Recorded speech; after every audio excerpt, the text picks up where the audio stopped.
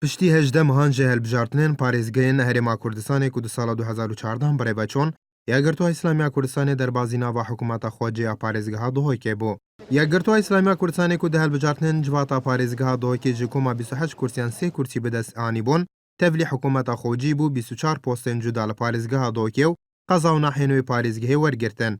Ew postên ku yekgirtû wergirtine bi vî awayî ne. Cêgirê parêzgarê Duhokê. Du şêwermendên parêzgarê Duhokê.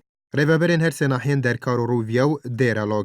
Rêveberiya Giştiya Rêkûpiran li Duhokê. Dezgehê Mîn li Duhok. Rêveberiya Jîngehê li Duhokê. Rêveberiya Avûsolînan Duhok. Rêveberiya Ava Jêrzemînî li Duhokê. Fermangeha Ragihandina Duhok. Rêveberiya Baca Derametî li Zaxo. Rêveberiya Avûsolînan li Zaxo. Rêveberiya Xanenişînan li Zaxo. Banka Sêmelê. Rêveberiya Çavdêriya Bazirganî li Sêmelê.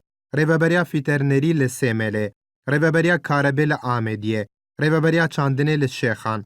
Rêveberiya Rewşenbîrî li Berderej. Rêveberiya Baca Derametî li Akirê.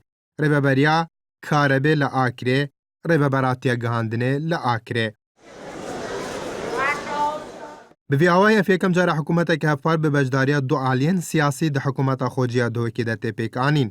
Ji aliyekê din ve Yeketiya Niştimaniya Kurdistanê ya ku du kursî di hilbijartinên civata parêzgeha Duhokê bi dest anîn dibêje. Ku heya niha Partiya Demokrata Kurdistanê tu gotûbêjek digel wan da nekirine ji bo wergirtina postan.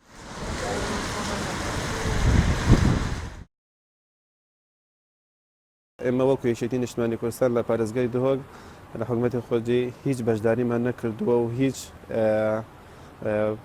کۆبوونەوەیەکیان وەکو وەفدی دانوستان کرد کە ینی تەڵەبیاتێک لەلایەن پارتی دموکراتی کوردستانەوە هاتبێت بۆ ئەوەی کە یەکێتی نیشتیمانی کوردستان لە حکوومەتی خۆجی پارێزگای دهۆک بەشداری بکات بە هیچ شێوەیەک کە تا ئێستا هیچ دەنگ و باسێک و قسەکردنێکی لەسەر حکوومەتی خۆجی پارێزگای دهۆک نییە کە یەکێتی بەشداری تێدا بکات.